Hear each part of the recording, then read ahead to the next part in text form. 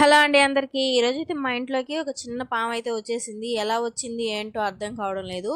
మాది చిన్న ఇల్లే అయినా చుట్టూ కూడా ఎక్కడ చెత్త చెదారం లాంటివి లేవు, మట్టి అలాంటివి లేవన్నమాట. పాములు వచ్చేదానికి ఛాన్సే లేదు. మొత్తం గార వేసేసి ఉన్నాము. కొంచెం ప్లేస్లో చెట్లు ఉన్నాయి అంతే. అక్కడ నుంచి కూడా పాములు ఏం రావు. అంటే చుట్టూ బహరీ గోడ అనేది ఉంది. ఎక్కడి నుంచి వచ్చిందో ఏంటో అర్థం కావడం లేదు. అప్పటి వరకు కూడా నేను బయటే కూర్చొని కటింగ్ అవి చేసుకున్నాను. తర్వాత మా పాప బయటికి వెళ్ళింది రోడ్లోకి. సరే తనని తీసుకొద్దామని రోడ్లోకి వెళ్ళాను. వెళ్ళి సరే అమ్మాయి ఆకలిగా ఉంది అని చెప్తే సరే అన్నం పెడతాను రా అమ్మ అని తీసుకొచ్చాను. తీసుకొస్తూ ఉన్నాను అంతే. రోడ్లో ఉంచి మా ముందు నుంచి పాము వెళ్తుంది. అంటే గేట్ నుంచి అలా వస్తున్నాను, అమ్మాయిని తీసుకొని మా ముందు నుంచే వెళ్తుంది. మరి అది బయట నుంచి సైడ్ కాలువలు ఉంటాయి కదా, అక్కడి నుంచి వచ్చిందా ఎక్కడి నుంచి వచ్చిందో అర్థం కావడం లేదు. అప్పటి వరకు కూడా మేము బయటే ఉన్నాము. సన్నదండి, చిన్నదే. పెద్దదై ఉంటే ఏమో.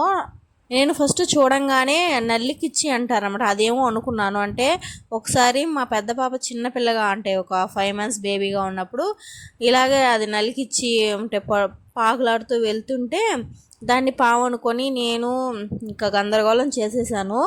తర్వాత మా పక్కింటి అబ్బాయిలు వచ్చి చూశారు. చూసి అది కాళ్ళు ఉన్నాయి చూడండి బాగా, అది పాము కాదు అన్నారు. తర్వాత దాన్ని అంటే వదిలేసాము. అంటే ఎలాగో పోయిందనమాట. ఇప్పుడు కూడా అదేమో అని ఒక నిమిషం చూశాను. తర్వాత చూసి అది పాము చాలా సన్నగా పొడుగ్గా వెళ్తూ ఉందన్నమాట. పాములాగా మెలికలు తిరిగింది. ఇంకా నేను అరిచాను, ఎవరూ లేరు. మా ముందంటి అవ్వ ఉంది, అవ్వ వచ్చిందనమాట. కాలుతో తొక్కి చంపే అనింది. అమ్మో నాకు అస్సలు భయము, నేను తొక్కను, నేను చంపను అంటే సరే మా వెనకింటి ఇంట్లో ఒక అబ్బాయి ఉంటాడు. ఆ అబ్బాయి అప్పుడే బయటికి వెళ్తూ ఉంటే పిలిచాను. సరే వచ్చి దాన్ని చంపడం ఎందుకులేండి, బాటిల్ తీసుకురండి పట్టేద్దామని చెప్పాడు. సరే అనేసి ఆ బాటిల్లో తనే ఇంకా పట్టి తీసుకొని వెళ్ళి బయటకు వదిలేశాడు అనమాట. చాలా ఇంకా హింసించడం ఎందుకు అనేసి తనైతే అలా చేశారు. వాళ్ళైతే శాకాహారులు అనమాట, మాంసం ముట్టుకోరు, ఓన్లీ శాకాహారులు. అందుకే జీవుల్ని హింసించడం ఎందుకు అనేసి అలాగైతే చేశారనమాట. చాలా మంచి అబ్బాయి అతను. వాళ్ళ ఇంట్లో వాళ్ళ ఫ్యామిలీలో కూడా అందరూ శాకాహారులే, మాంసం అనేది తినరు.